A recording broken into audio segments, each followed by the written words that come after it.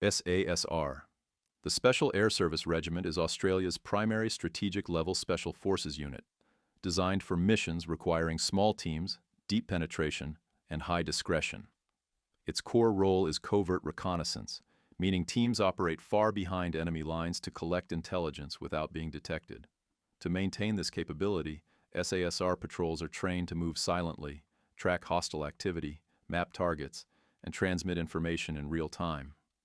The regiment also conducts counterterrorism operations.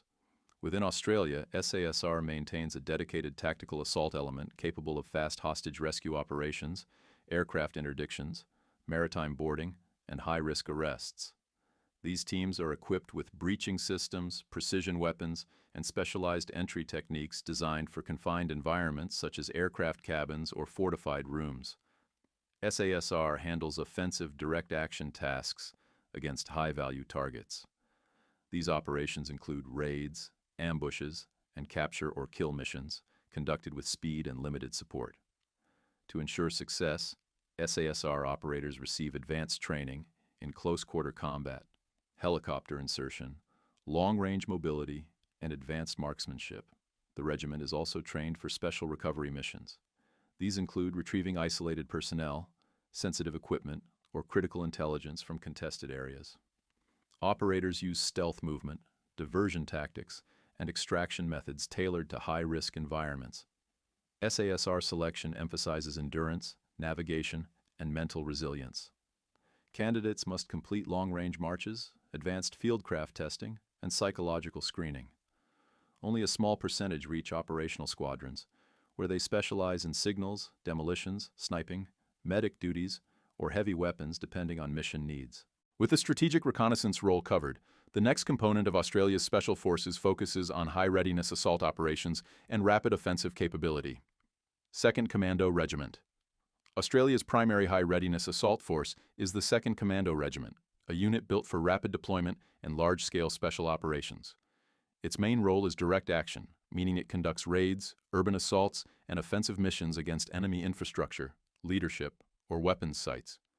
Operators train extensively in room clearing, breaching, vertical entry, and synchronized team movement to operate effectively in dense urban terrain. The regiment is structured to generate multiple assault teams at once, allowing it to sustain operations over long periods or strike several objectives simultaneously. Beyond its assault capability, the regiment is a specialist in amphibious operations. Working alongside the Royal Australian Navy, its teams use small boats, underwater insertion techniques, and shipboarding methods to strike coastal targets or interdict hostile vessels. This amphibious skill set supports counterterrorism missions and regional security tasks across the Indo-Pacific, where maritime access often defines operational reach. Air mobility is another core element of the regiment's capability. Operators train for parachute insertion, helicopter fast roping, and airborne assault tasks, giving the unit the ability to deploy rapidly over long distances. This mobility allows the regiment to reinforce friendly forces, conduct follow-on raids, or respond quickly to emerging crises. Training includes detailed air-ground coordination to ensure seamless integration with both rotary wing and fixed-wing aircraft. The regiment maintains a dedicated counterterrorism element known as the Tactical Assault Group, East. This component conducts domestic hostage rescue operations, aircraft intervention, and high-risk response missions. It works in close coordination with federal agencies, maintaining strict readiness cycles supported by continuous scenario-based training and rehearsals to ensure rapid deployment when required. Selection and reinforcement training for the 2nd Commando Regiment focuses on combat fitness, weapons mastery, communications, demolitions, and team-level tactics. Candidates must demonstrate precise decision-making under stress and adapt to the high operational tempo expected of the regiment. Reinforcement courses include advanced navigation, mission planning, and complex urban maneuver training to prepare operators for both small team missions and larger assault operations. While the Commando Regiment provides the bulk of assault power, another unit delivers the technical and explosive engineering support required to keep those missions possible. SOER. The Special Operations Engineer Regiment provides specialist engineering, explosive ordnance, and technical support to all Australian Special Forces units. Its primary role is mobility and counter-mobility, meaning operators clear obstacles, neutralize improvised explosive devices, and prepare entry points for assault teams. This includes explosive breaching, mechanical breaching, and creating safe routes through mines or booby traps. The regiment also conducts sensitive site exploitation. Teams are trained to search, analyze, and secure locations containing weapons, intelligence, or technical equipment. They document evidence, catalog materials, and extract information that can support follow-on operations or intelligence assessments. SOER includes high-threat explosive ordnance disposal specialists capable of dealing with advanced munitions, chemical hazards, and complex explosive devices. These operators use specialized detection tools, robotics, and protective equipment to safely render threats inert during special operations missions. The regiment provides specialized environmental support. This includes handling hazardous materials, reinforcing structures, and preparing technical solutions for operations in confined spaces, collapsed buildings, or unconventional terrain. Such capabilities allow Special Forces teams to operate safely in environments that present chemical, structural, or explosive risks. SOER members work closely with SASR and Commando teams during mission planning. They integrate engineering analysis into assault routes, insertion methods, and target exploitation plans, ensuring that special operations units maintain both survivability and mission success. Alongside the regular commando force, Australia maintains a hybrid regiment that expands national special operations capacity through a mix of full-time and reserve operators. 1st Commando Regiment. The 1st Commando Regiment is a part-time and full-time hybrid special operations unit that provides additional commando capability for national missions. Its structure allows experienced reservists to integrate with regular forces, giving Australia a broader pool of trained operators for contingency operations. This design enables rapid scaling of special operations manpower without compromising training standards. The regiment's core roles mirror those of the 2nd Commando Regiment, focusing on direct action, raids, and specialized infantry operations. Operators train in advanced weapons handling, urban fighting, and close-quarter battle to support both domestic security missions and overseas deployments. They can reinforce assault forces, conduct independent patrol tasks, or secure key infrastructure. Amphibious and airborne insertion remain essential capabilities.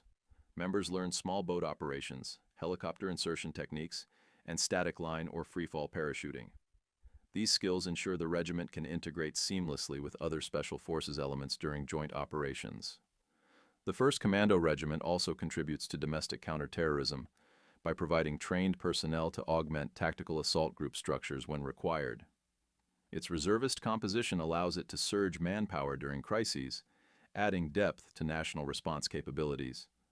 Training within the regiment focuses on endurance, tactical decision-making, and precision shooting. Although part-time members balance civilian careers, they must maintain the same operational standards as full-time commandos to remain deployable.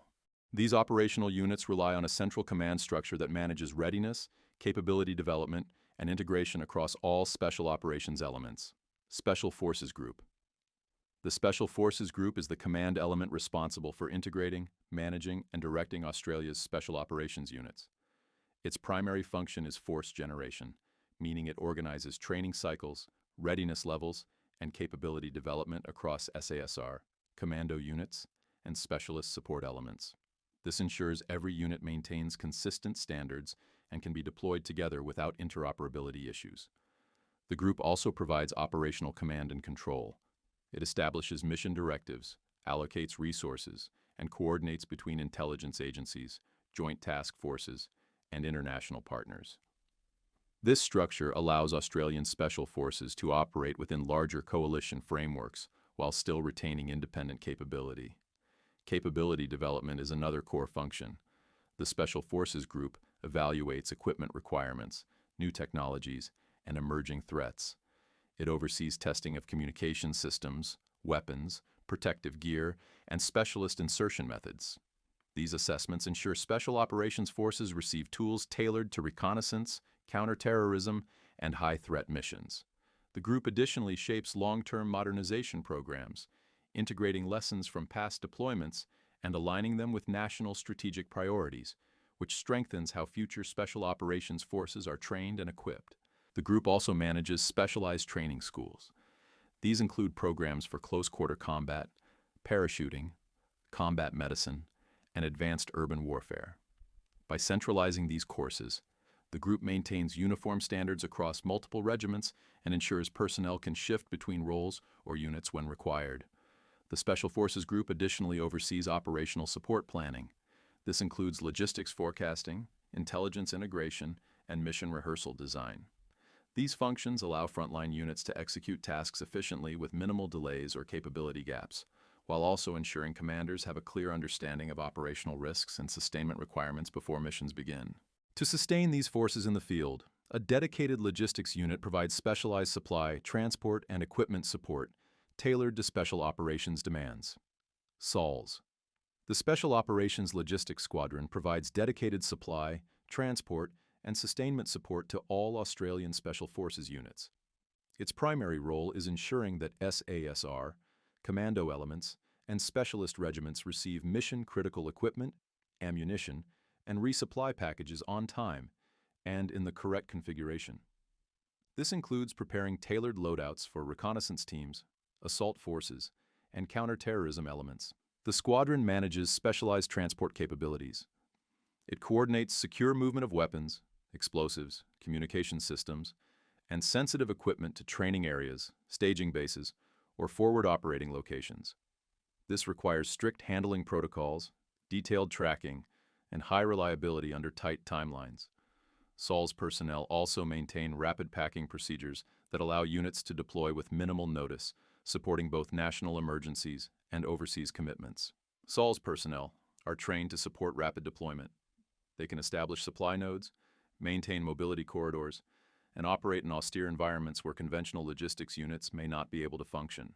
This enables special operations forces to conduct missions over long distances without loss of sustainment.